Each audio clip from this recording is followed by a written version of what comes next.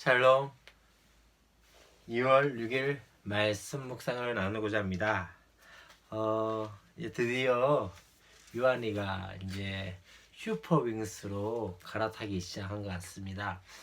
맨 처음에 아기상어에서 이제 폴리로, 그 다음에 타요 이제 네 번째 장난감인 이제 슈퍼윙스로 갈아타고 있는 것 같습니다.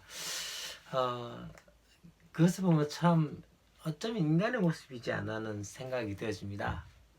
무엇인가 그렇게 거머쥐고자 하며 무엇인가 그렇게 계속적으로 놓지 않으려고 하지만 또 금세 우리 가운데 아무것도 아닌 것이 되어버린, 그래서 또다시 다른 것을 붙들려고 하는 그 모습이 우리의 모습이 아닌가라는 생각이 되었습니다.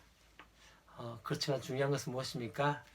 우리가 반드시 붙잡아야 될 그 이름, 또한 우리 가운데 변하지 않는 그 진리, 예수 그리스도를 붙잡고 살아가는 저와 여러분이 되었으면 좋겠다는 생각이 되어집니다. 오늘 창세기 25장 1절부터 18절까지 말씀입니다. 이제 아브라함이 후처를 통해서 또한 자손을 낳게 되어지고 이 자손 또한 민족을 이루게 되어지는 모습들을 볼 수 있습니다. 그러고 난 다음에 이제 어떻게 됩니까? 175세에 이제 아브라함이 죽게 되어지고 이삭과 이스마엘이 이 막벨라 굴에 장사하는 그 모습들을 보게 되어집니다. 그리고 이제 뒤의 모습 가운데 무엇이 나타납니까? 하갈이 낳았던 그 이스마엘의 족보에 대해서 나타남을 통해서 그들 또한 민족이 되어짐의 모습들을 볼 수 있습니다. 우리 첫 번째 보고자 하는 것은 바로 1절부터 4절까지 말씀입니다. 후처를 통해서 이제 또다시 자손들을 보게 되어지고 이 자손 또한 어떻게 되어집니까? 그들에게도 복을 내어주시는 하나님의 은혜를 볼 수 있습니다. 쫓겨난 하갈 또한 이스마엘을 통해서도 그들에게서 큰 민족이 나올 것이라고 약속을 주셨던 것처럼 또 아브라함의 또 다른 자손들에게도 큰 민족을 이루게 만드시는 것을 보면서 단순히 우리가 볼 것은 무엇입니까?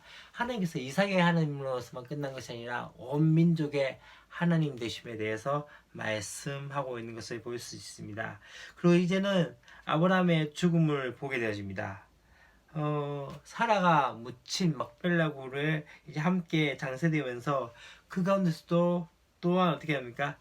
죽음 가운데서도 하나님의 약속을 신뢰하며 나가는 그 모습들을 보일 수 있습니다. 아브라함은 약속을 받은 것처럼 살을 뿐만 아니라 또한 약속을 받은 자로 이제 죽게 되어지죠. 그래서 중요한 것은 무엇입니까? 그가 했던 것처럼 그가 하나님의 나라의 백성으로 살았던 그 모습들처럼 또한 그들 자손에게도 그렇게 살아감의 역사를 맛보게 되어진 것이죠. 어쩌면은 아브라함이 받았던 그 약속은 아브라함의 생전에는 그것을 다 보지 못했습니다. 왜냐하면은 하나님께서 아브라함에게 이야기했던 것은 무엇입니까? 바다의 모래같이 하늘의 별과같이 자손을 그렇게 만들어 주겠다고 하셨지만 그것이 사라 생전에는 다 되지 않았죠. 이삭 한 명으로 끝났죠. 그러나 그가 보았던 것은 무엇입니까? 이삭 이후 계속적으로 그 자손들이 번성하게 되어지는 그 역사, 또한 이제는 신약에서는 무엇을 보고 수 있죠? 바로 믿음을 통해서 아브라함의 자손으로서 저와 여러분을 부르심을 통해서 또 우리가 그 백성, 그 자손으로서의 삶을 살아가게 되어진다는 것이죠. 어쩌면은 내 때 이루어지지 않는 것에 대해서 불평하지 마시고 하나님께서 분명히 하나님 때에 이루어 가심에 대한 그 믿음을 가졌으면 좋겠다는 생각이 들어집니다. 또 한 가지 이제 12절부터 18절까지 말씀 가운데 이스마엘을 통해서 이제 12아들을 주시고 여러 민족을 이루어 가게 되어짐을 통해서 이스마엘에게 주셨던 그 약속을 이루어 가신 하나님의 역사를 볼 수 있습니다.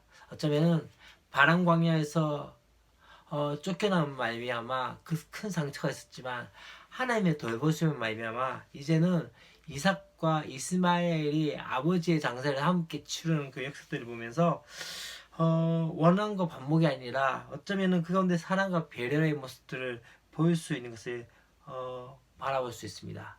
하나님의 신실하심이 어쩌면 우리 가운데 그렇게 역사가 되어진 것이죠. 때때 우리 가운데 상처가 있을 때가 있습니다. 그러나 중요한 건 무엇입니까? 그 상처를 치료하시며 회복하심을 통해서 우리 가운데 다시 한번 하나님의 신실하심을 맛보게 되어진다는 것이죠. 마지막 우리가 함께 또 볼 것은 사실 이 25장의 내용은 이삭에 대한 내용보다는 선택받은 이삭에 대한 내용보다는 어쩌면 선택받지 못했던 그 자손들의 이야기가 들려진 것을 볼 수 있습니다. 그러나 중요한 것은 무엇입니까? 이들에게도 하나님께서 어떤 역사를 만드셨습니까? 번성케 되어지고 또 민족을 만드시는 그 은혜를 보일 수 있는 것이죠. 이스라엘의 가장 어쩌면은 그들 가운데 있었던 가장 편협성은 바로 이것이지 않았을까요? 자기들만이 선택받은 민족이고 자기들만이 하나님께서 선택하셨기에 선민이기에 다른 백성에 대해서 또한 다른 이방인에 대해서는 어떻게 생각했습니까? 그들에 대해서는 멸시했던 그 모습들, 그것이 바로 오늘 본문의 말씀을 통해서 그럼에도 불구하고 하나님께서는 여전히 이 어쩌면 선택받지 못했다라고 이야기하는 그 민족들을 또 번성케 하심을 통해서 이들 또한 하나님께서 원하시는 백성인 것을 바라볼 수 있는 것이죠. 그렇기 때문에 아들이신 예수 그리스도를 보내심을 통해서 그들에게 있었던 바로 이스라엘에 있었던 선민주의와 또한 오만한 승자의 논리에 대해서 그것을 종말을 고하시게 하시며 어쩌면은 그분께 나아가는 모든 자에게 예수 그리스도의 이름을 통해서 예수 그리스도의 그 십자가의 사건을 통해서 나가는 모든 자에게 주시는 믿음의 자손의 특권을 다 주셨음을 오늘 볼 수 있는 것 같습니다. 그래서 우리 볼 것은 무엇입니까? 배제된 사람들, 어쩌면은 후처인 그두라를 통해서 낳았던 아이들, 자손들 또한 하갈을 통해서 낳았던 이스마엘, 어쩌면 그들은 배제된 사람이 아니라 그들 또한 하나님의 관심에 있었던 것들을 바라보면서 우리의 삶 가운데 어쩌면은 우리의 관심 밖에 있는 사람들을 다시 한번 바라볼 수 있고 또한 돌보아야 되어야 되지 않을까라는 생각이 되었습니다. 배제된 인연들, 어쩌면 약속 밖에 있었던 사람들, 그들에게도 하나님의 약속 가운데 들어가게 하며 또한 그들에게 복음을 전하는 통해서 그 일을 해야 하지 않을까요? 우리를 먼저 선택하신 목적은 무엇입니까? 바로 믿지 않은 그 영혼들, 또한 약속 밖에 있었던 그 사람들을 하나님의 약속으로 초청하며 하나님 나라에 초청하는 그 존재로서 복의 통로로 저와 여러분을 부르셨음에 대해서 그것을 깨달으시고 또한 그것을 잊지 마시기 바랍니다. 우리에게 주어진 그 은혜로만 끝난 것이 아니라 그 은혜를 흘러보낸 자로서의 삶을 살아가는 저와 여러분이 되었으면 좋겠습니다.